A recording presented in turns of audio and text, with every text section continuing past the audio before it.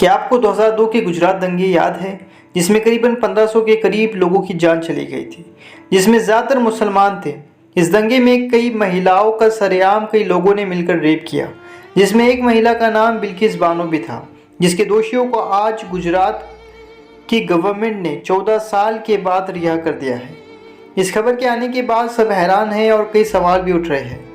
इनकी माफ़ी की खबर पढ़ते हुए चीफ जस्टिस राजकुमार ने कहा कि इनकी अर्जी को सुना गया क्योंकि उन्होंने अपने 14 साल पूरे कर लिए थे और साथ ही दूसरे फैक्टर्स को भी देखा गया, जैसे उनका व्यवहार, उम्र और क्राइम।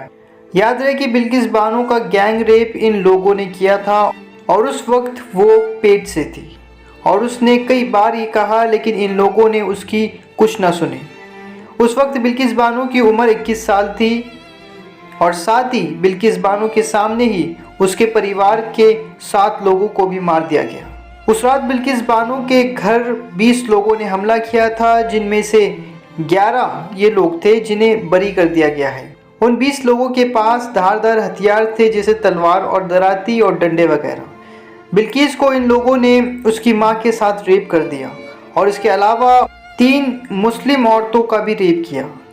बिल्किस के गांव में सिर्फ बिल्किस और उसकी 3 साल की बेटी बची हुई थी, जो इस पूरे गांव में जिंदा बच पाई। बाकी सारे लोग मारे गए।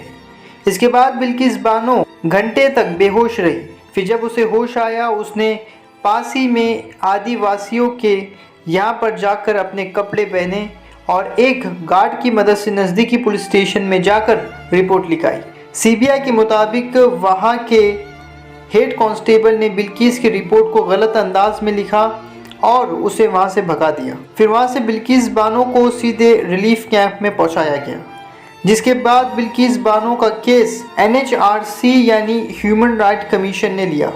फिर सुप्रीम कोर्ट ने लिया और सुप्रीम कोर्ट ने इसकी CBI जांच का आदेश दे दिया। CBI ने जांच के बाद कहा कि वो किसी भी परिवार को पहचान नहीं पाया है, क्योंकि सबके सर धड़ से अलग थे। फिर बिल्किस बानो का केस गुजरात हाई कोर्ट से महाराष्ट्र में यानी बॉम्बे हाई कोर्ट में भेज दिया गया, क्योंकि बिल्किस बानो को वहां पर धमकियां मिल रही थी। 2008 में 11 दोषियों को सज़ा दे दी गई और साथ ही कांस्टेबल को भी दोषी करार दे दिया गया, जिसमें से 7 लोगों को छोड़ दिया गया। साथ ही 11 दोषियों को जीवन कारावास यानी लाइफ इम्प्रिजनमेंट की सज़ा सुना दी गई। लेकिन अभी यानी 2022 में इन सभी लोगों को एक साथ गुजरात गवर्नमेंट ने बरी कर दिया है। कमेंट सेक्शन में ज़रूर बताएं कि आपकी इस बारे में क्या राय है।